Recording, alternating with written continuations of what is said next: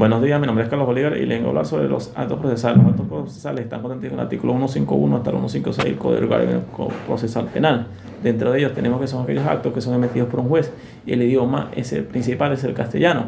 De igual forma que el juez, el fiscal, el defensor, al momento de la celebración de la audiencia debe vestir con una toga. Asimismo, es necesario la asistencia de un experto, un testigo y un traductor al momento de la audiencia. De igual forma, se debe de plasmar en un acta lo que contenido en la audiencia y de allí se debe dejar constancia de la comparecencia de las partes que asistieron ese día, la hora, la fecha y el año en que se redactó dicha acta. De igual forma, si alguna de las personas presenta alguna discapacidad para poder expresarse, el juez está en la disposición de buscar un especialista o traductor. Ahora vamos a pasar a la parte de las nulidades. Las nulidades, para declarar una nulidad de una actuación, se necesita el que se le haya violentado algún derecho o cuando se encuentren omisiones o errores de forma o de fondo en un procedimiento. Ahora vamos a pasar a la parte de las decisiones. Las decisiones están contenidas en el artículo 157 y 162 del Código Orgánico Procesal Penal. Dentro de ellos tenemos que se puede dictar a través de sentencia o autosustanciación. En la parte de las sentencias tenemos las sentencias condenatorias, las de absolver y las de sobreseer. Y en los autos tenemos que son aquellos que resuelven un incidente. Ahora bien, para notificar a una persona son aquellas actuaciones que necesitan ser ordenadas por un juez, en donde se debe indicar la persona que se está notificando y el motivo que se está notificando. Se puede hacer a través de los medios telemáticos o de manera presencial. Ahora vamos a pasar a la parte de las citaciones. Las citaciones están contenidas en el artículo 163, 168 y 169 y 170 del Código Orgánico Procesal Penal. Tenemos que son aquellas que son emitidas por el juez a través de una boleta o a través de los medios telemáticos.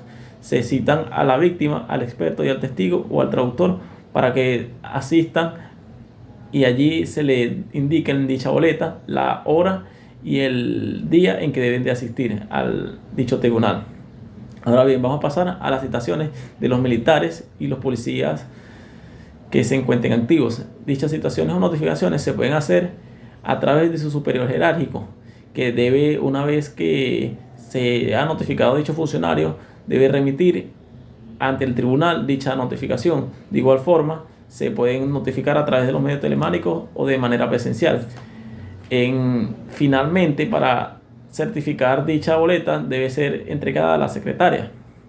Ahora bien, ahora vamos a pasar para los delitos menos graves. Dentro de los delitos menos graves tenemos que están estipulados en el artículo 354 y 371 del Código Orgánico Procesal Penal. De entre ellos tenemos que son aquellos delitos que su pena máxima no supera los 8 años de prisión. Dentro de ellos tenemos la excepción, que son los delitos de homicidio y de violación, entre otros que están estipulados en el artículo 354 del Código Orgánico Procesal Penal.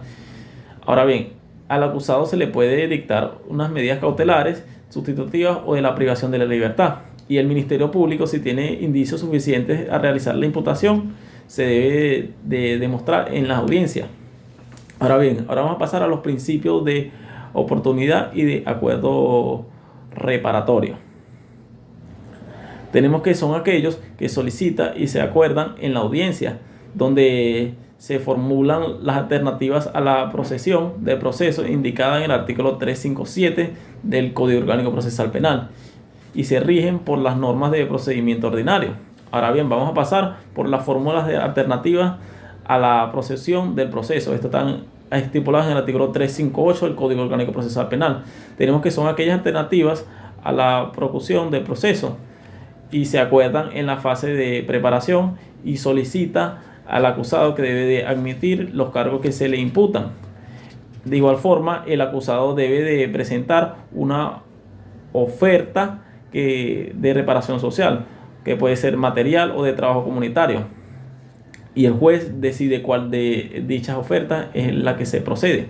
Ahora bien, vamos a pasar a la parte del juicio oral. Esto está contenido en el artículo 315 hasta el 324 del Código Orgánico Procesal Penal, que tenemos que son aquellas que en presencia del juez, el fiscal o el defensor y las partes se procede. Ahora bien, dichas audiencias se pueden hacer a través de un juicio oral o público y el juez debe de registrar de manera escrita lo que se estipula en esa audiencia. De igual forma, el juez puede dejar constancia si quiere que el juicio sea oral o en su defecto sea un juicio privado.